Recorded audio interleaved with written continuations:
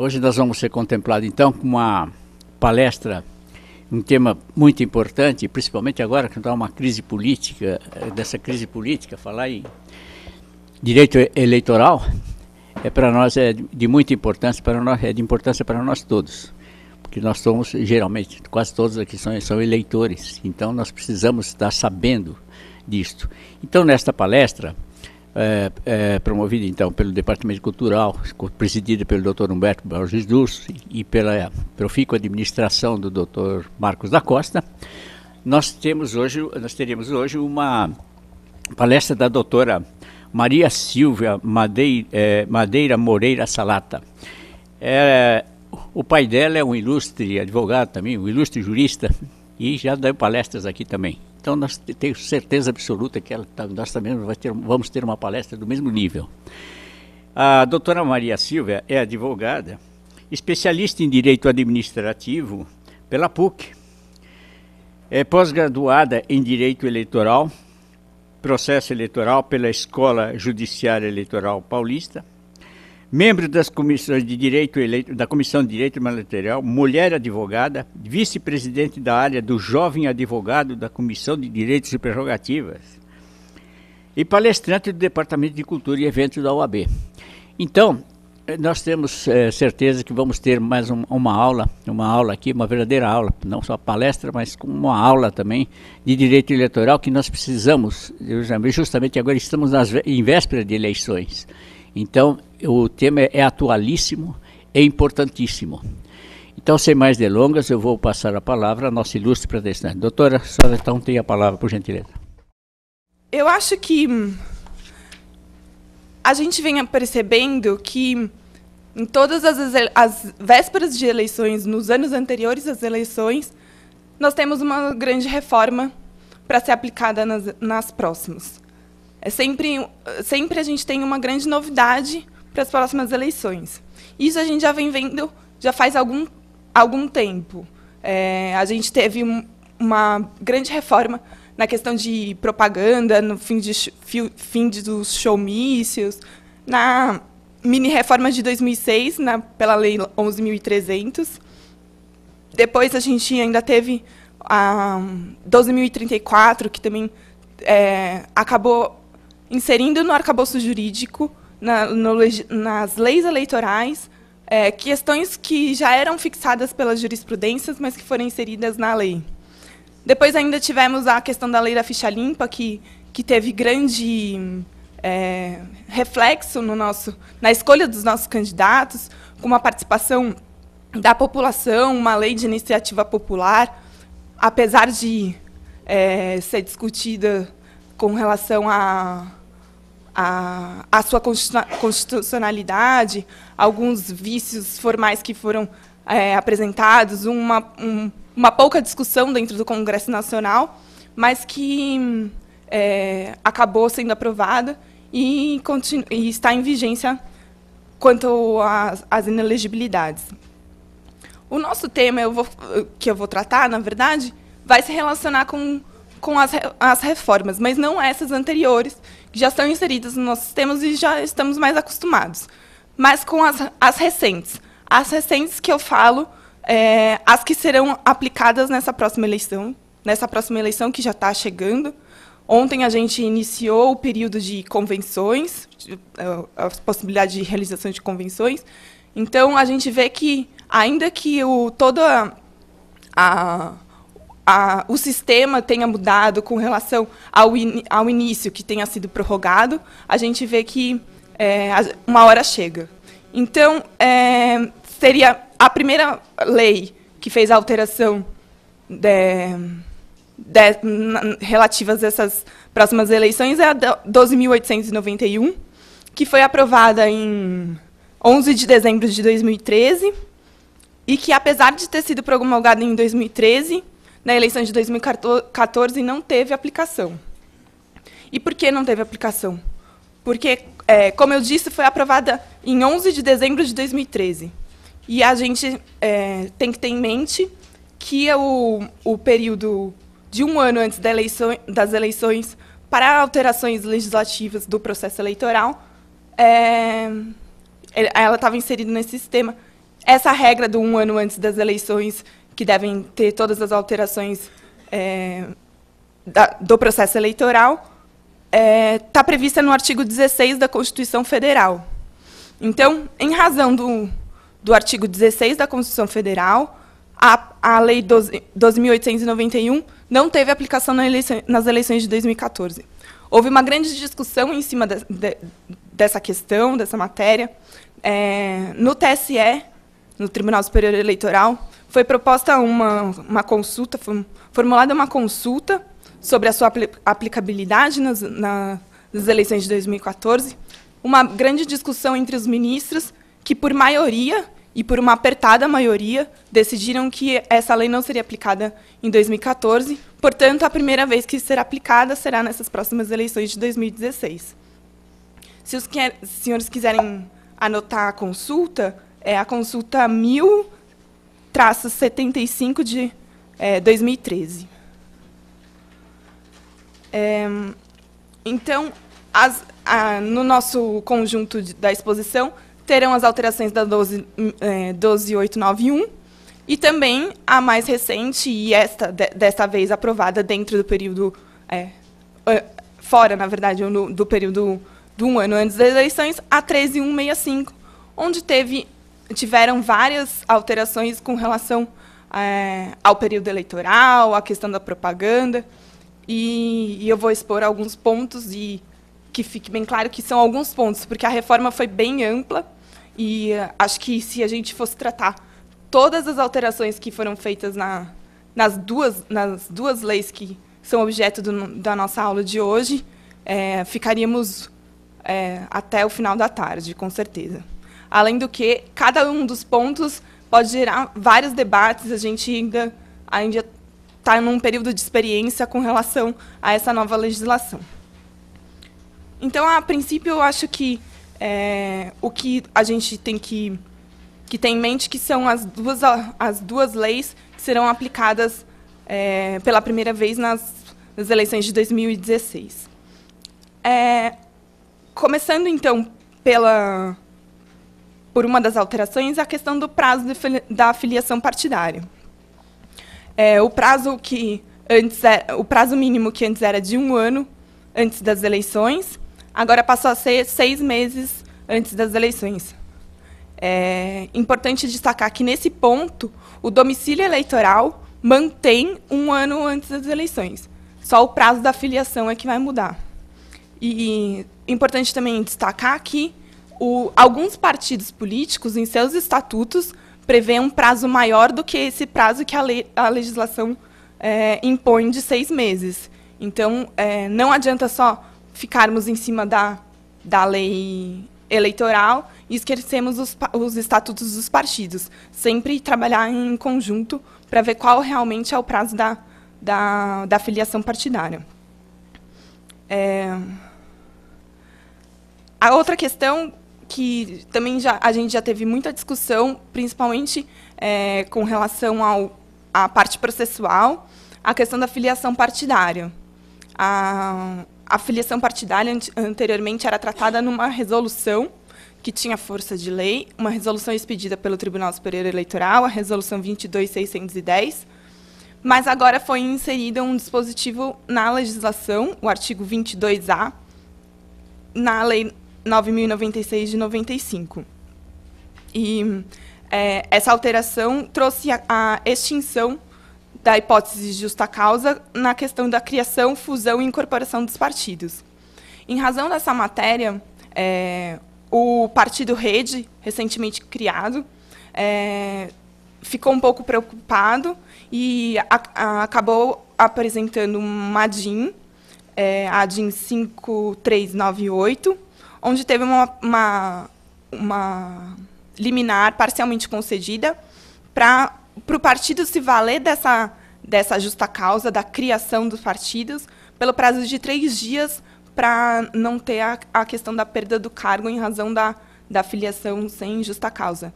Então, preocupado com a questão do número de filiados que poderiam trocar de partido, a rede entrou com a ADIM e teve a concessão da liminar nessa questão por um prazo de 30 dias. Além disso, a legislação trouxe a possibilidade de troca de partido sem algum motivo determinado, sem alguma justa causa configurada, no prazo de 30 dias que antecede o prazo mínimo de 6 meses da filiação partidária. E, dentro desse tema, ainda é importante destacar que, pela ADIM 5081, foi decidido que a fidelidade partidária não se aplica aos cargos majoritários. Foi um caso bem famoso que acabou dando ensejo a essa posição. Outra questão que teve alteração na legislação foi a questão da criação dos partidos, dos requisitos necessários para a criação dos partidos. Anteriormente, uma lei já havia sido inserida no nosso sistema, exigindo um apoiamento dos eleitores na criação dos partidos que não fossem filiados a nenhum partido político. Então, se aquela pessoa que está filiada a um partido não pode assinar a lista de apoiamento para a criação de um outro partido. Ele não pode ser filiado. Além disso, a Lei 13.165 passou a exigir que essa lista de apoiamento deve ser apresentada no prazo máximo de 2 anos. Então, colocou-se um período onde há necessidade de colher as assinaturas para a criação. Ainda na questão da matéria envolvendo os partidos, a questão da desaprovação de contas do partido, antigamente havia suspensão do fundo partidário caso houvesse a desaprovação.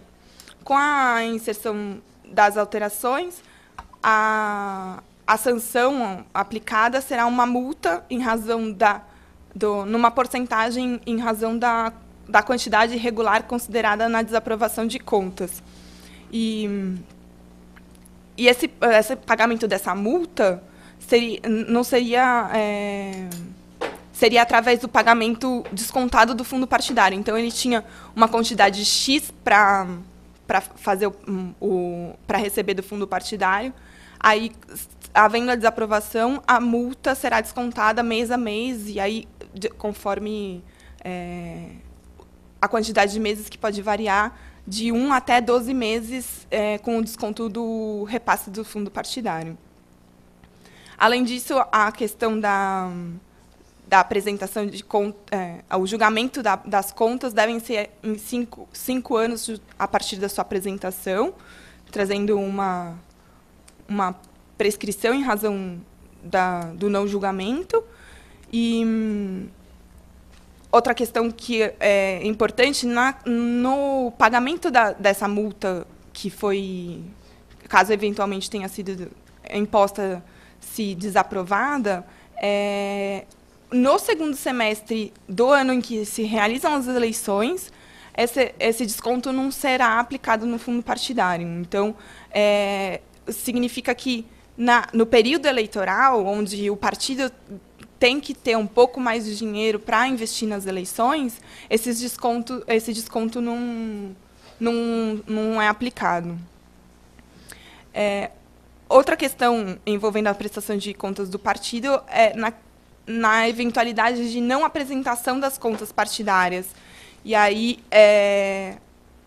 enquanto não forem apresentadas as prestações de contas, as novas cotas do fundo partidário são suspensas, e até a apresentação ficam suspensas. Com a apresentação, volta a receber os repasses.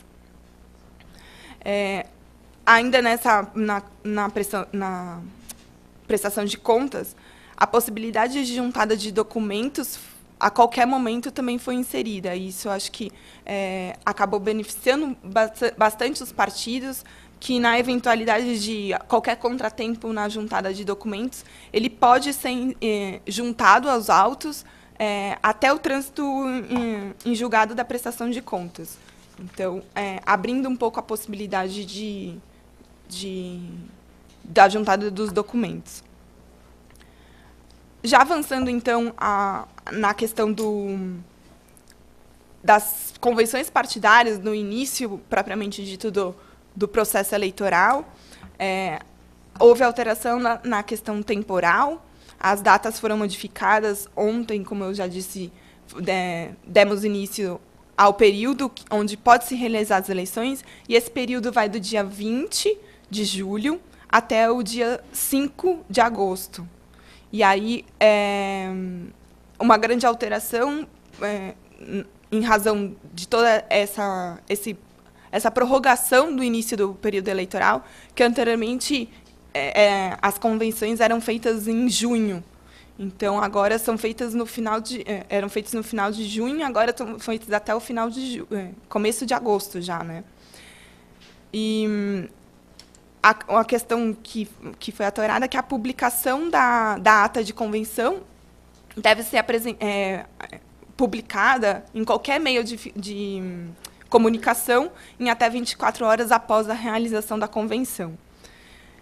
Já avançando um pouco mais na questão das eleições, após as convenções partidárias realizadas, temos os registros de candidatura. E os registros de candidaturas, de acordo com os requisitos previstos na Lei 9.504, no artigo 11, ainda com os requisitos da resolução que é expedida pelo Tribunal Superior Eleitoral, com o prazo máximo em 15 de agosto, até às 19 horas do dia 15 de agosto. E esse prazo anteriormente era 5 de julho. Então, a gente conseguiu ter um prazo um pouco maior para se trabalhar a candidatura, a pretensa candidatura. Além disso, na questão do registro, houve a antecipação a diminuição do período para julgamento dos recursos, dos pedidos, e que devem ser julgados até 20 dias antes da eleição.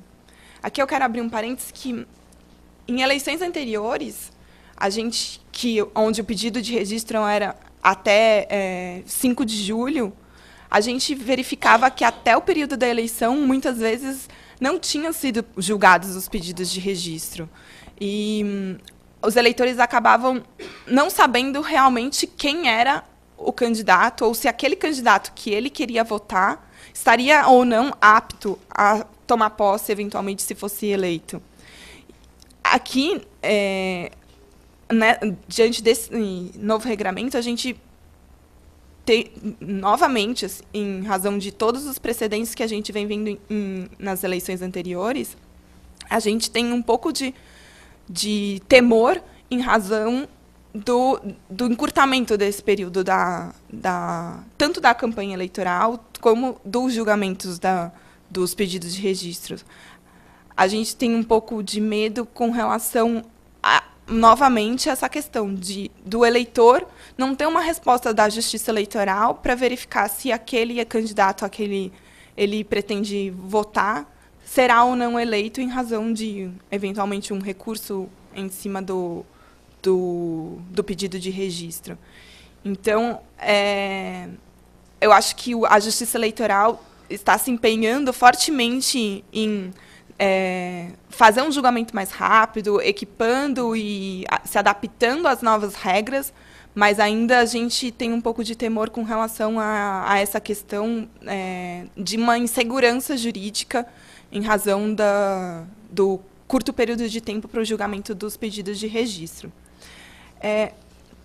Uma outra questão que foi inserida na Lei 12.891, que teve bastante discussão nas eleições de 2012, e aí depois acabou criando uma jurisprudência muito forte em razão da matéria, a questão da substituição do candidato nas vésperas da eleição.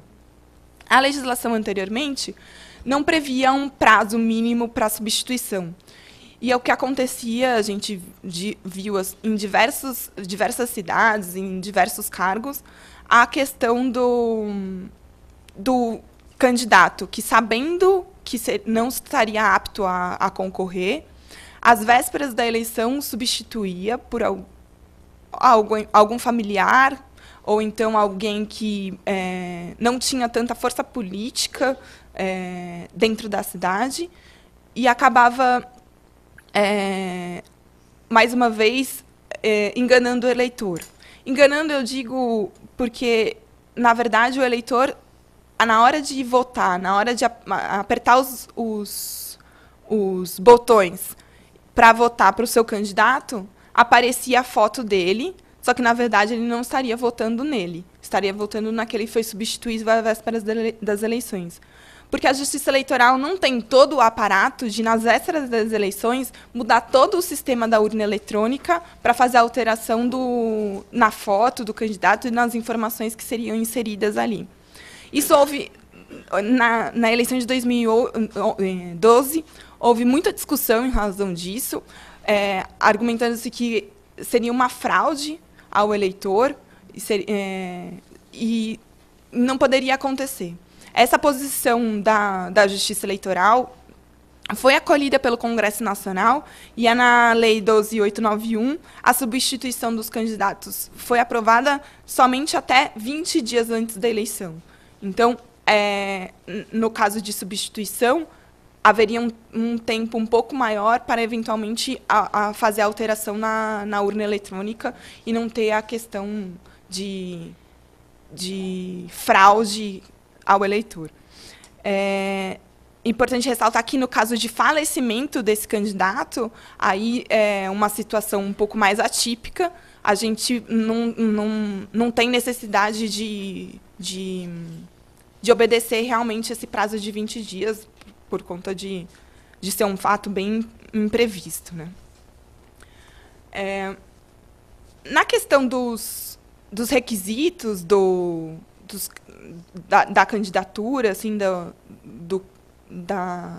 que o candidato deve cumprir no pedido de registro, uma alteração que teve na questão da idade mínima no caso de vereadores. Anteriormente, a referência da idade era 18 anos na data da posse. E agora é a data do limite do pedido de registro. A questão que também teve alteração na questão do número de candidatos a serem apresentados pelos partidos para concorrer ao pleito. Anteriormente, atualmente, a regra é a possibilidade de registrar até 150% do número de cadeiras que devem ser preenchidas. Antes, se o partido saísse isolado, ele teria esse mesmo percentual, 150%, e se saísse coligado, seria uma possibilidade de 200%.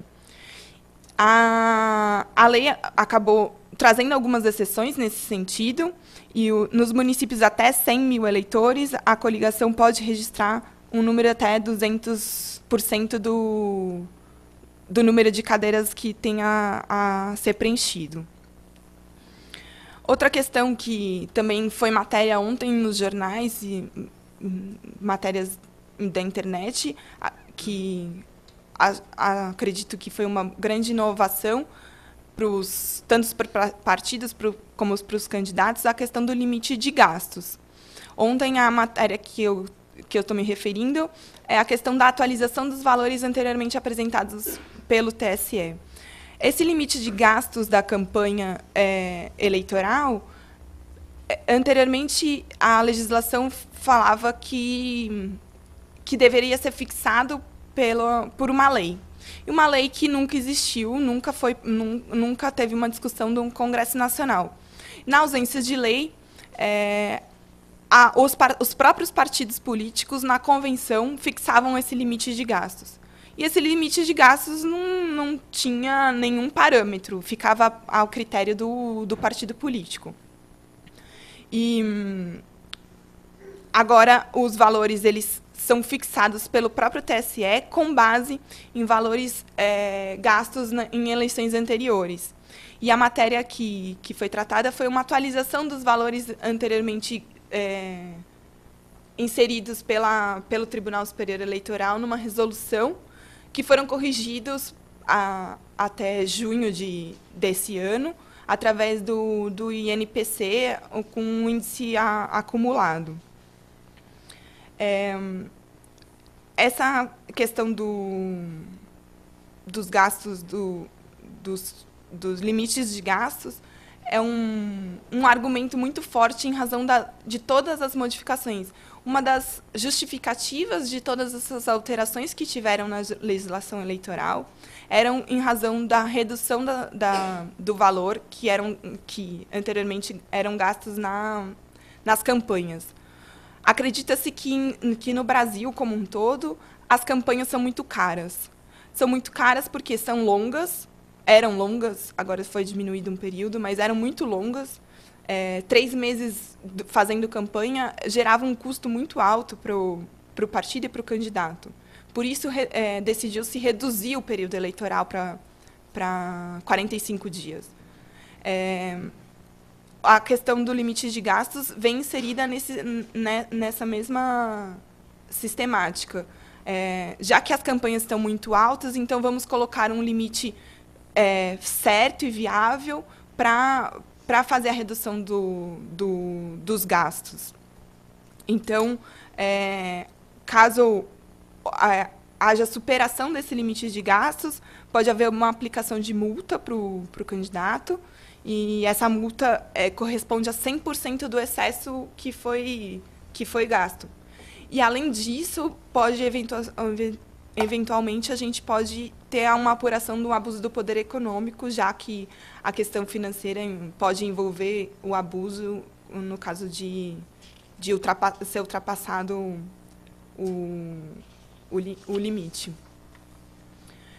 Outra questão que também foi bastante discutida e já um pouco superada, mas que na época teve muita discussão, até conversava com o doutor Ávila ali na sala, a questão do fim das doações de pessoas jurídicas.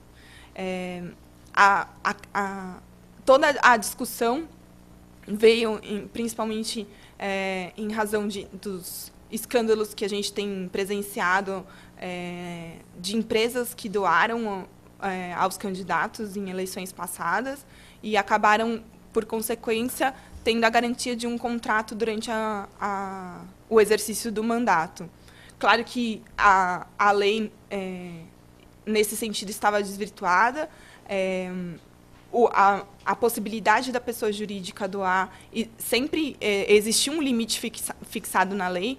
No entanto, esse limite ele era baseado no faturamento bruto da empresa,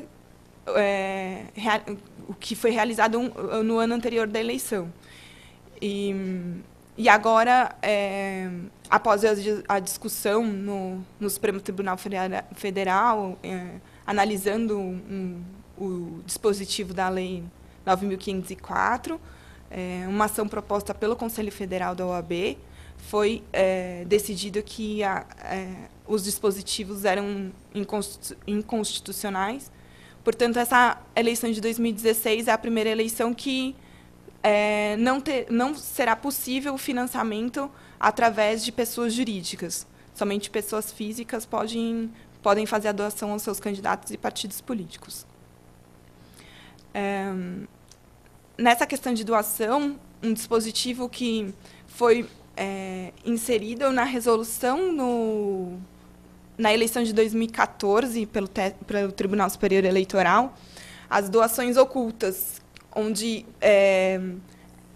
na verdade, foi combatida pelo Tribunal Superior Eleitoral, porque havia necessidade de mencionar quem fez a doação para o partido fazer o repasse para o seu candidato. Então, se uma empresa doasse para o partido político, esse partido político doasse para o candidato, o candidato deveria fazer a menção à fonte originária, que seria a empresa. Na legislação, nas alterações agora que tiveram, essa questão da doação oculta foi inserida não havendo necessidade de informar a fonte originária, somente que veio do partido político. No entanto, houve novamente uma propositura de uma DIN, e a gente vai vendo que muitas questões importantes dentro do direito eleitoral são discutidas pelo Supremo Tribunal Federal em questão de ação direta de inconstitucionalidade, e foi decidido que há necessidade de fazer a individualização do doador. Então, mantém-se a posição que foi definida pelo Tribunal Superior Eleitoral nas últimas eleições, na necessidade de identificação da origem dos recursos, principalmente para um melhor controle da justiça eleitoral e evitando, sim, os abusos do poder econômico. Ainda dentro dessa questão do financiamento, o próprio candidato ele pode usar o seu dinheiro dentro da sua campanha.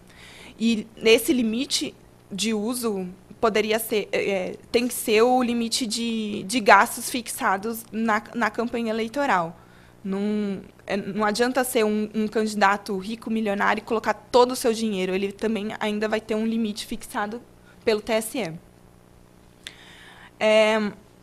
A gente, ao longo das eleições, vem percebendo que o controle das contas de campanha pela Justiça Eleitoral vem sendo bem aprimorado e bem estudado com sistemas pela própria Justiça Eleitoral, com sistemas de controle muito grandes. Na legislação anterior, em razão do período maior de campanha, a gente tinha duas prestações de contas parciais, que eram obrigatórias à apresentação. E agora, com a redução do período, ao invés de serem duas prestações parciais, passou a ser somente uma. A prestação de contas parcial, ela tem que identificar as doações feitas ao candidato, aos partidos políticos, em até 72 horas após o recebimento dos recursos financeiros. E, além disso, deve constar o CNPJ, o CPF do doador e os valores que foram doados.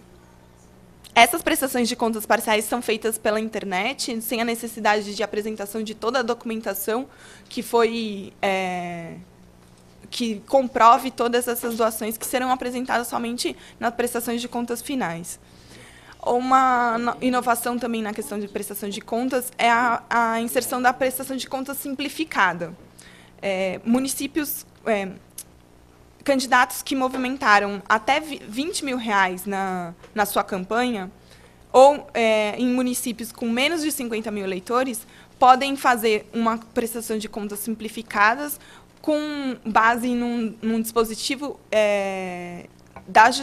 do sistema que foi feito pela Justiça Eleitoral, no sistema de prestação de contas, específico para isso.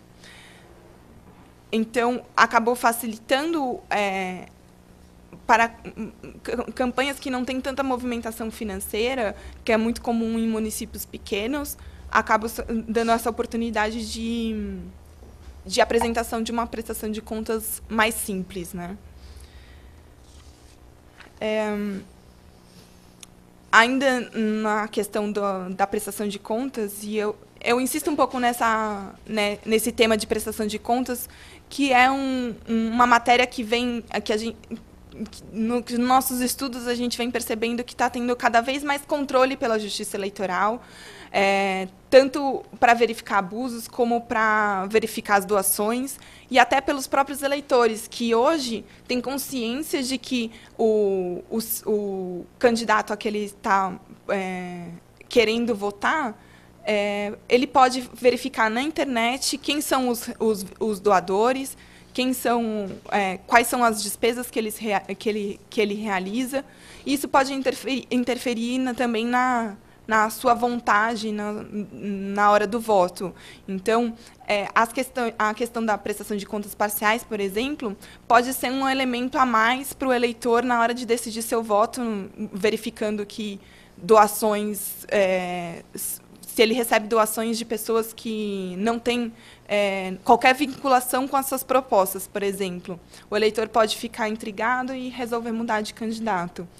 E a gente vem acompanhando que o controle da justiça eleitoral vem aumentando nas prestações de contas e tornando-se um elemento muito importante também posteriormente às eleições, né? Caso essas prestações de contas forem desaprovadas, ou eventualmente a apuração de um abuso do poder econômico. Então, continuando nessa questão, houve a extinção dos comitês financeiros, que eram intermediários na apresentação de contas. Agora, a apresentação da prestação de contas é feita pelo próprio candidato e não mais através do partido político ou do comitê financeiro que era criado para essa finalidade.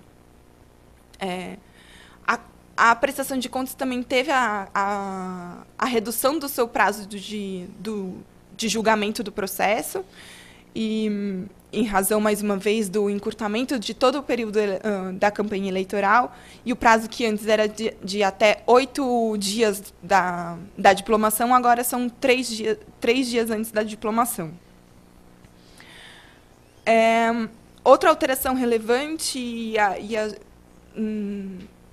no acompanhamento que a gente tem feito de todas as alterações da legislação eleitoral é a questão da propaganda eleitoral. A cada nova reforma, a propaganda eleitoral é cada vez mais restrita durante o período. Anteriormente, se formos um pouco mais longe no passado, havia a distribuição de brindes, havia a realização de showmícios, comícios com grandes artistas e grandes shows, onde os candidatos se beneficiavam desses shows. Camisetas, bonés, eram distribuídos livremente, sem qualquer impedimento pela legislação. A gente vem acompanhando e vendo que está havendo uma restrição em razão de tudo isso. E aí,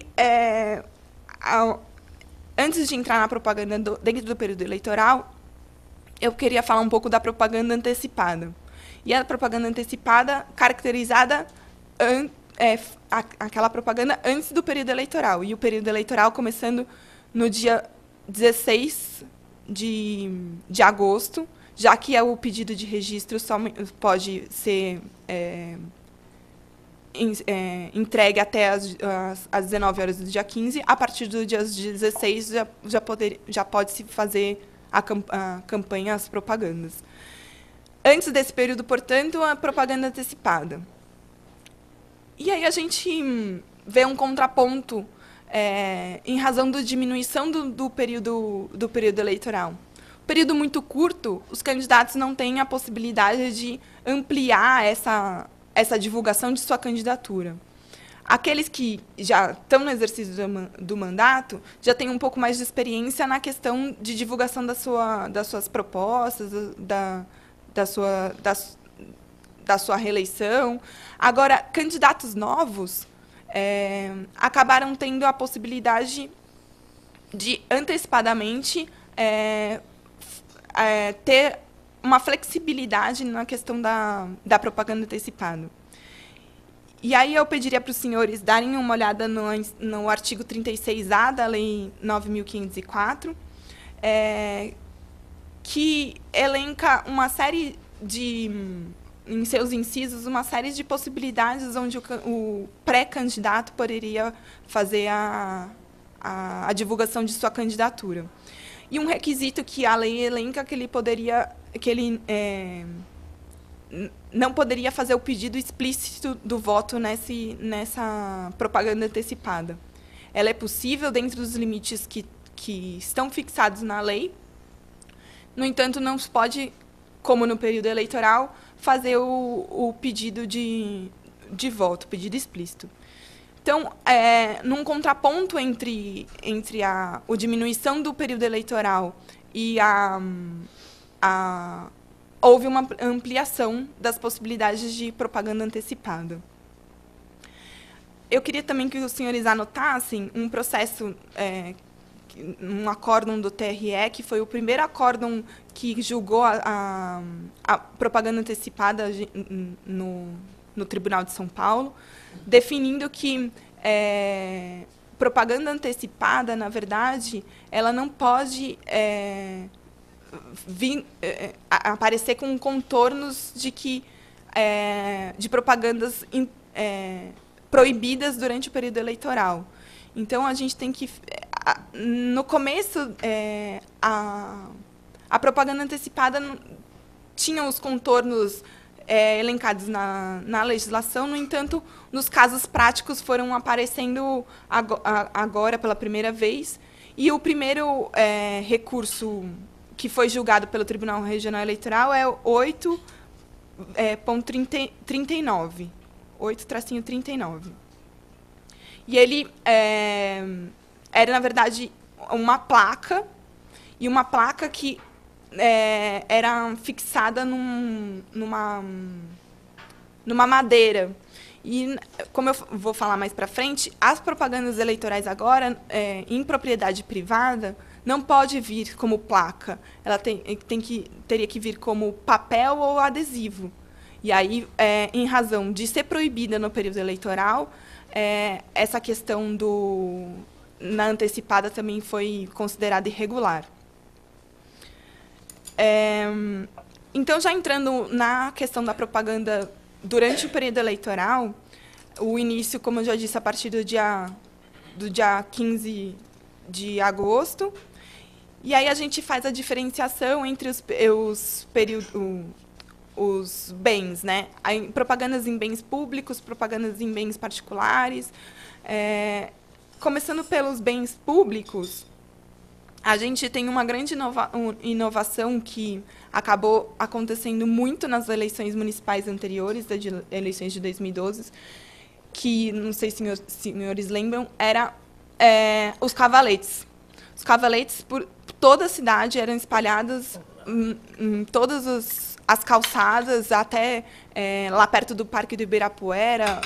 Vários jornais de televisão fizeram matérias nesse sentido de que poderia estar atrapalhando o trânsito, já que era uma sobreposição de cavaletes de diversos candidatos em razão da visibilidade.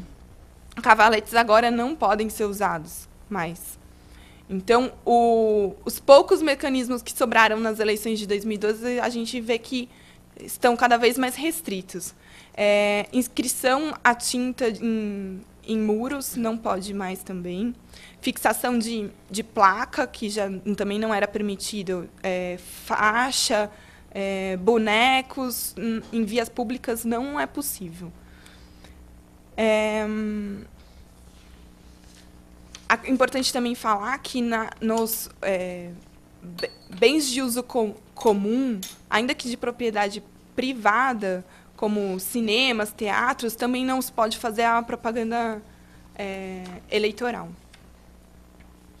Então, em vias públicas, a gente pode fazer o quê? O que o artigo 37, parágrafo 6º da Lei 9.504, autoriza a colocação de mesas de distribuição de material de campanha, mas com a sua retirada no período noturno. E a possibilidade do uso de bandeiras, mas sempre lembrando a questão de que não pode atrapalhar o trânsito das pessoas e o trânsito dos carros, a visibilidade de placas, que atrapalhem o trânsito. A gente vai ver que, com isso, sobram os cabos eleitorais distribuindo os santinhos.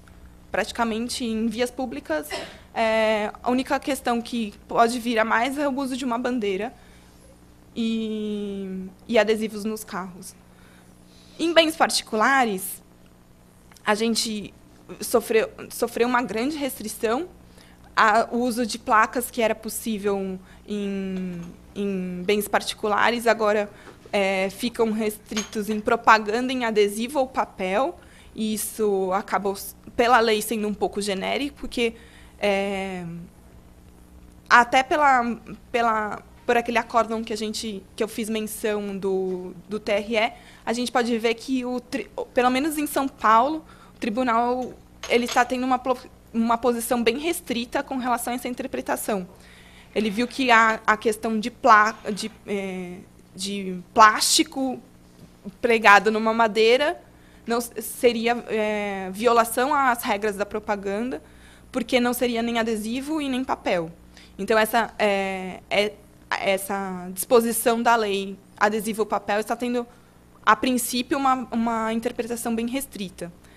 Eu, pessoalmente, acredito que essa interpretação deve continuar restrita, diminuindo as possibilidades da propaganda em bens particulares. Além disso, quanto à questão do material, a questão do tamanho. Anteriormente, o tamanho máximo que poderia ter a propaganda era 4 metros quadrados. Agora, o tamanho máximo é meio metro quadrado, de acordo com o artigo 37, parágrafo 1º. E aí, mais a questão da proibição de faixas e pinturas e placas, em bens particulares também. A questão do adesivo é uma possibilidade de uso pelo candidato. No entanto, o adesivo ele pode ter o tamanho máximo de 50 centímetros por 40 centímetros. Muitos perguntam, mas se eu colocar 2 adesivos juntos no mesmo vidro, isso pode ter uma interpretação de justaposição, ultrapassar o tamanho que é previsto na legislação e ser considerado uma propaganda irregular. Então, a gente tem que tomar um pouco de cuidado também. Isso teve bastante discussão em relação aos muros, que anteriormente podia, onde se verificava que um muro era pintado e aí tinha 2 metros de distância pintados de novo. E aí, às vezes, era considerado... Não, tudo bem, obrigada. E aí a gente considerada uma justaposição, uma propaganda acima do limite previsto pela legislação. E outra coisa na questão dos adesivos, os adesivos microperfurados, que também teve bastante ampliação da sua divulgação nas campanhas anteriores, mas colocado um limite de ser somente o vidro o tamanho do vidro traseiro do carro. Então, o que teve anteriormente, que também era considerado envelopamento com adesivo, envelopamento de carro com adesivo, não é mais possível em razão da metragem aqui que foi disposta pela lei. Dando um pouco mais de visibilidade ao vice, o candidato a vice dos cargos majoritários, anteriormente, a obrigatoriedade do nome do vice acompanhando o nome do titular, numa proporção de 10% em relação ao tamanho da letra, né? E agora o nome do vice tem que vir 30% em relação ao nome do titular.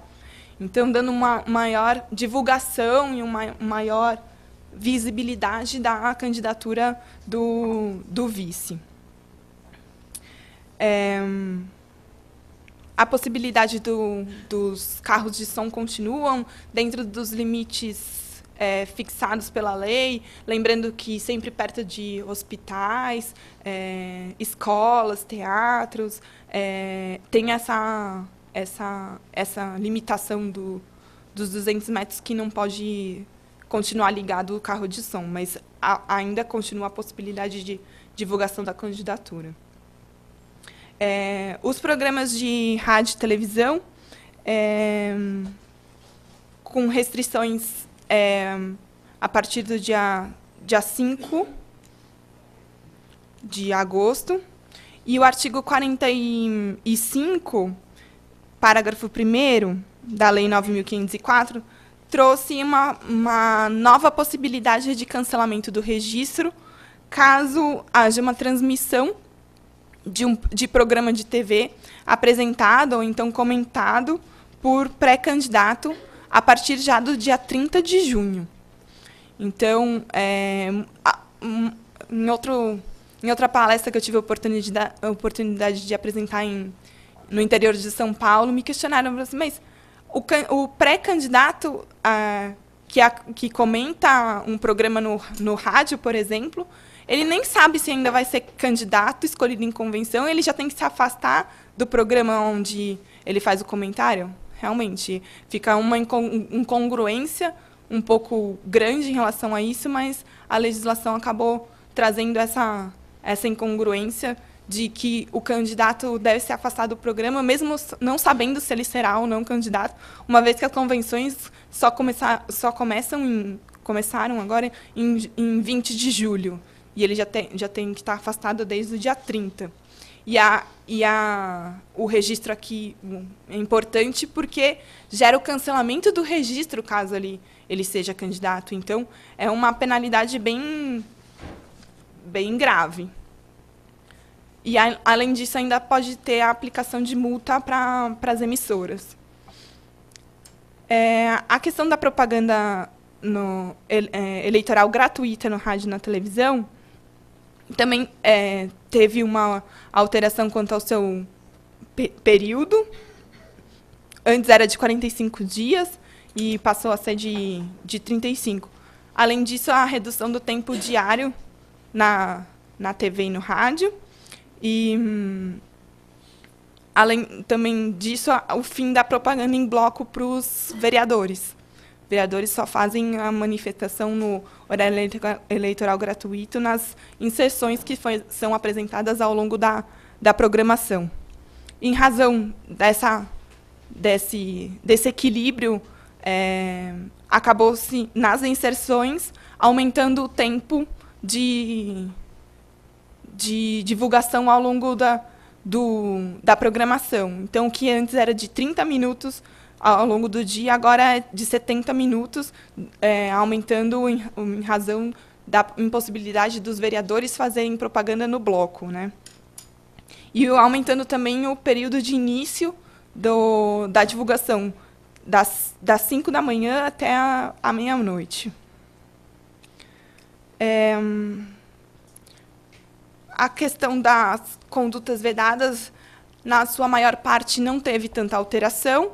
A alteração que surgiu foi com relação ao limite de gastos com a publicidade institucional no ano eleitoral. O limite fixado agora é a média de gastos dos últimos 3 anos usados no primeiro semestre. Então, pega-se o valor usado nos últimos 3 anos do mandato, o valor gasto durante o primeiro semestre, faz uma média no primeiro semestre do ano da eleição. Essa média é o limite de gastos da propaganda institucional da administração. Nas outras questões de conduta vedada, não houve alteração, mas mantém-se todas aquelas condutas, a impossibilidade das condutas que visam o uso da máquina pública em favor da campanha eleitoral. Outra questão que, nos últimos anos, a gente viu que teve um aumento muito grande foi a questão da representação por excessos de doação.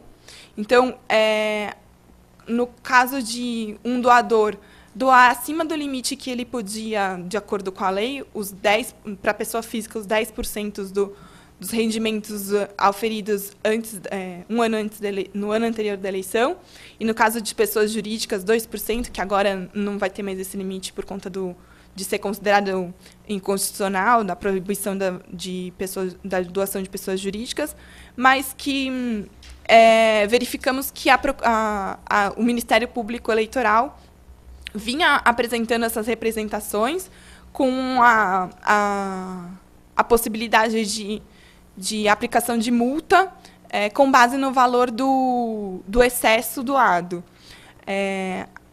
Essa representação, acabou sendo definido um prazo decadencial por jurisprudência de 180 dias da data da diplomação. No entanto, agora, com as alterações, a ação ela tem... a lei traz todo o rito de como deve ser feita a apuração desse limite de gasto, se realmente o doador fez a doação acima do limite. E será feito com base na Secretaria da Receita Federal, fazendo um levantamento dos impostos de renda que vem indicado o valor doado, enviado para o Ministério Público para uma análise, e o Ministério Público agora tem até o final do exercício seguinte ao da eleição para a propositura da representação, depois de fazer toda essa análise do excesso de doação. E esse prazo continua, como anteriormente era, decadencial. Caso não haja propositura da ação até o último dia do final do exercício do ano seguinte da eleição, o Ministério Público não pode mais entrar com a ação. Na questão das ações que geram a cassação, anulação das eleições ou perda de diploma, houve uma inserção de um dispositivo falando que há necessidade nos tribunais eleitorais, os regionais eleitorais e no Tribunal Superior Eleitoral, de composição integral da corte. Porque, já que é uma pena muito grave, já que vai analisar a perda de mandato, cassação de registro, entendeu-se por bem, então, todos os juízes componentes dos tribunais estarem presentes para fazer o julgamento. Isso trazendo também uma segurança jurídica maior para o candidato.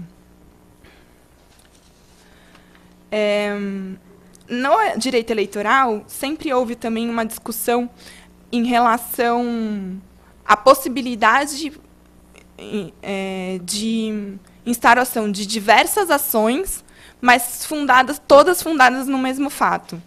Isso era uma peculiaridade da justiça eleitoral, já que na justiça comum a gente fazia um julgamento conjunto, unia todas as ações e fazia um julgamento único. No direito eleitoral, o mesmo fato poderia dar ensejo a diversas ações diferentes, cada uma com um destino final que, às vezes, poderia ser contraditório. Preocupados com isso, o Congresso Nacional, visando também uma segurança jurídica maior, decidiu que as ações fundadas no mesmo fatos devem ser reunidas, sendo o juiz ou o relator que primeiro tiver recebido a ação ser o prevento para receber as outras também. No caso de já ter um trânsito em julgado de uma ação, haverá um apensamento da nova ação junto à outra, que já tem o trânsito em julgado, sem trânsito em julgado, desculpa. E com trânsito em julgado é o não conhecimento da ação, salvo se houver novas provas ou se houver novos fatos que sejam relevantes para a apreciação dessa ação. No entanto, se não houver o trânsito em julgado, há o apensamento para uma tramitação conjunta para um julgamento conjunto final. E, já finalizando, a última questão que eu queria trazer, a questão do edital eletrônico, onde foi definido que o pedido de registro de candidatura, entre o período de pedido de registro de candidatura até 5 dias depois do segundo turno, as decisões serão publicadas, disponibilizadas no site do TRE, numa área destinada ao mural eletrônico. Então, num certo horário, todo dia serão disponibilizadas no site as decisões para publicação, e não havendo a publicação normal pelo Diário de Justiça Eletrônico, como ocorre. Importante falar que, durante o período eleitoral, os prazos eles são contínuos e peremptórios, contando-se aos sábados, domingos, feriados.